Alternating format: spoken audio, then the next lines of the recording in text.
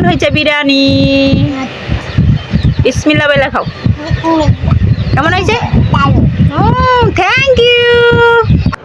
আজকে ঘরের চাল দিয়ে বিরিয়ানি রান্না করলাম, যেহেতু মা এবং ভাইয়ের বউর আবদার, তারা আমার হাতের বিরিয়ানি খাবে। বলতেছে তুমি যাওয়ার আগে আমাদেরকে বিরিয়ানি রান্না করে খাওয়িয়ে যাও।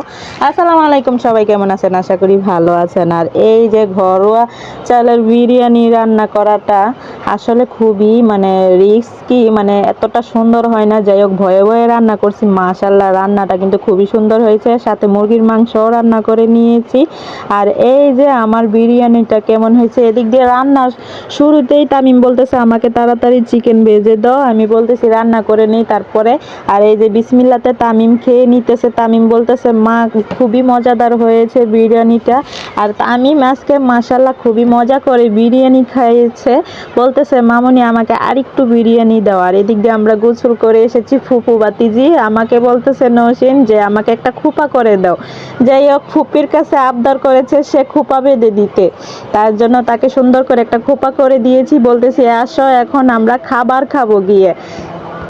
এখন এদিকে সাদিয়া আর নৌসিন বায়না ধরেছে তাদেরকে বাটি দিয়ে সুন্দর করে বিরিয়ানিটা ডেকোরেশন করে দিতে হবে। আর যাই হোক, তারা আমার কাছে আবদার করেছে আর আমি করব না, এটা কোনো কথা? এই তো আমিও বসে বসে দুই ভাতিজিয়া এবং কি আমার মেয়ের আবদার পূর্ণ করতেছি, যে তারা আমার কাছে এটা বলেছে আর আমি করব না। আর তাদের খুশি দেখে আমারও খুবই খুশি লাগতেছে। আর এরকম সাজানো দেখে তারা দুই বোন অনেক খুশি হয়ে গেছে।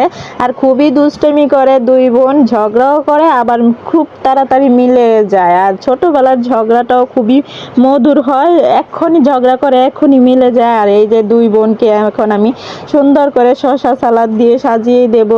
তো দুই বোনকে আগে গোসল করায় নিয়ে আসছি, তারা খাবে। আর বড়রা এখনো কাজে ব্যস্ত, তার জন্য তাদেরকে দুপুরের খাবারটা দিয়ে দিয়েছি। সাদিয়া নৌসিন বলতেছে খুবই মজাদার হয়েছে। আর নৌসিন তো শুরুতেই আমাকে বলল যে ফুপি অনেক মজা হয়েছে। আর নৌসিন নিজে সাজায় নিছে, আবার প্লেটটা খুব সুন্দর হয়েছে। বলতেছে দারুণ হয়েছে ফুপি, তোমাকে থ্যাংক ইউ।